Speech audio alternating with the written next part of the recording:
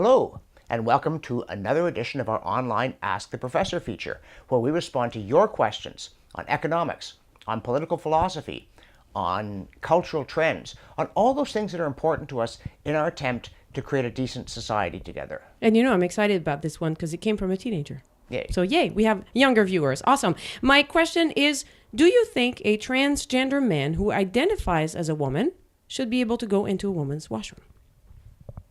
No, I do not think so. And I do not think so on several grounds. The first of these is that our legitimate desire to accommodate everybody in a society, to make space for everybody, to not only tolerate but to respect diversity and the dynamism that comes from a society in which people think and act in all sorts of ways and try things, should not extend to making everybody uncomfortable to accommodate the belligerent demands of a small number of people. And that's what this movement comes down to, because very often there are, in fact, family restrooms available. There are private restrooms in a lot of places, but if there aren't, if there are just male and female bathrooms, the question is, do the vast majority of people who are anatomically and psychologically women have the right not to have a penis in their bathroom? And the answer, in my view, I have to put it graphically because that's what it comes down to. Yes, they do. Even if it means that somebody who thinks their body is some sort of gigantic mistake still has to go into the same bathroom as everybody else who has that body. And it's not that big. You can say, but I feel like I'm a woman, right? I don't feel like I'm like the other men in the bathroom. Well, suppose that you're a homosexual man.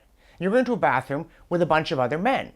And to everybody else, there's nothing sexual about the other men, and to you there is. But it's just, life is like that. Odd things happen to people. There's no suggestion that I'm aware of that homosexual men feel uncomfortable in a bathroom with other men.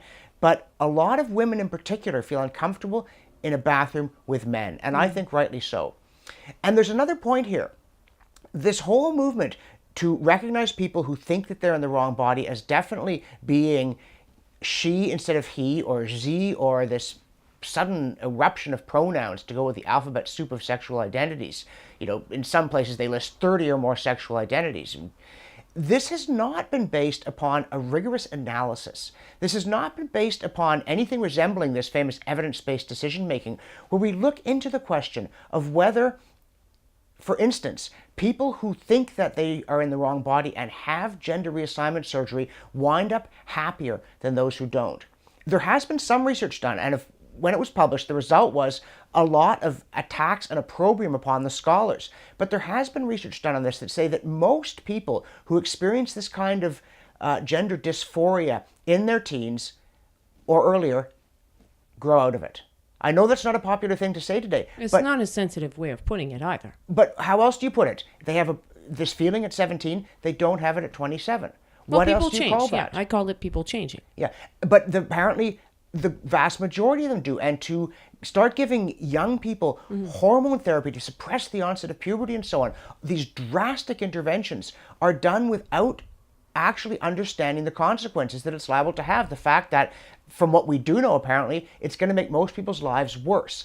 And again, it all goes back to this, really to the 1960s, and to the discovery that despite all our talk about all men being created equal and about opportunity and equality before the law, throughout the West, people of different races have been treated either shabbily or horribly.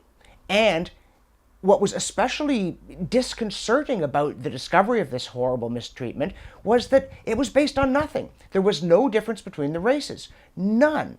Except in very superficial characteristics like how much sunlight your skin absorbs if you're lighter or darker. But that was then applied, for instance, between men and women, as though it was an equal mistake to think men and women were different. And it's not. As virtually everybody who's been a man or a woman knows, men are from Mars, women are from Venus. There is something very different about the psychology of the other gender and about their way of approaching things. I mean, people look the cliche about chick flicks. If people are holding steaming beverages, drawing their sweaters over their knees and discussing their personal lives, it's probably a movie with a more appeal to a female audience. You know that. Or the cartoon where the man saying to his wife, "Have you anything to say to me before I pick up the newspaper?" That's not funny. No, it's not even, it's incomprehensible, right? But, except we all get it. And then it goes on to this question of whether, are there any real differences between heterosexual and homosexual marriages? And the dogma is no, there aren't.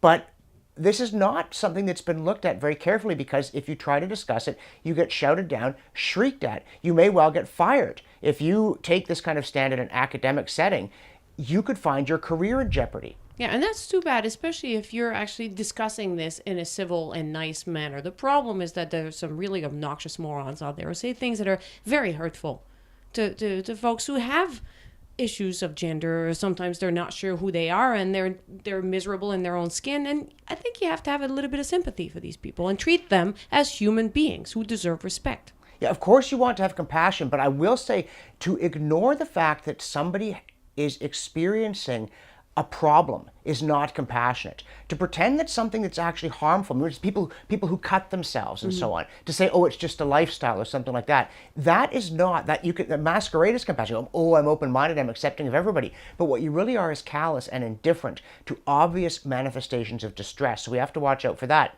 But to come back to the gay marriage versus straight marriage thing, do homosexual couples get that joke about the newspaper? Is there essentially a husband and a wife in each, or in most gay marriages, whether two men or two women?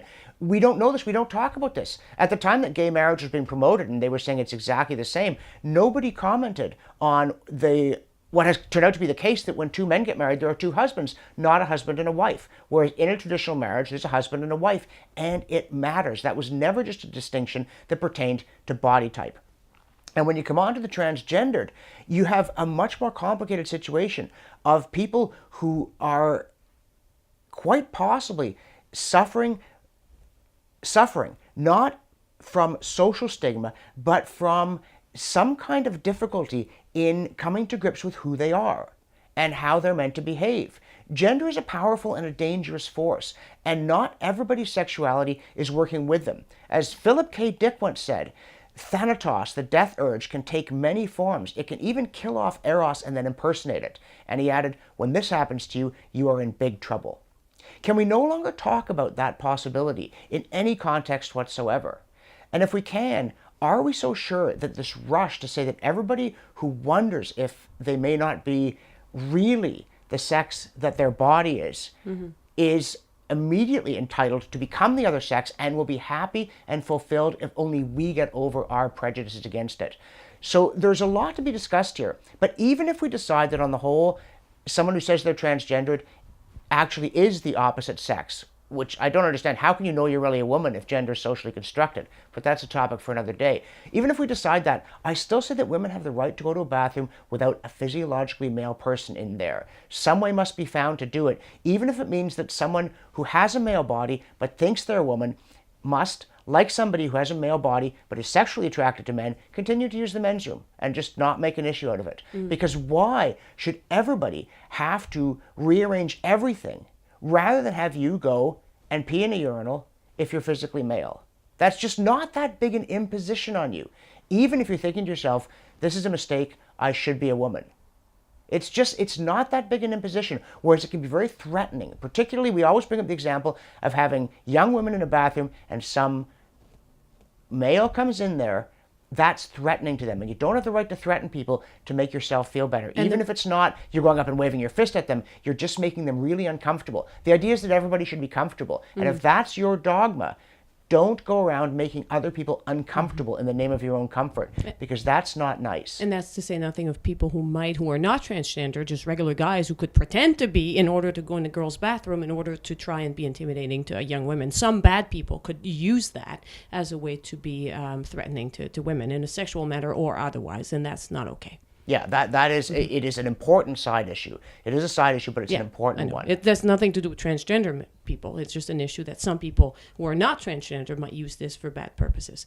All right, I guess there's more to say, but I think we're kind of out of time right now. So we'll have to stop it there. And you know what? If you have other questions or follow-ups on this one, please feel free to send your question. The URL on your screen will take you to a page where everything is explained if you want to ask your question of the professor. Thanks, and see you next time.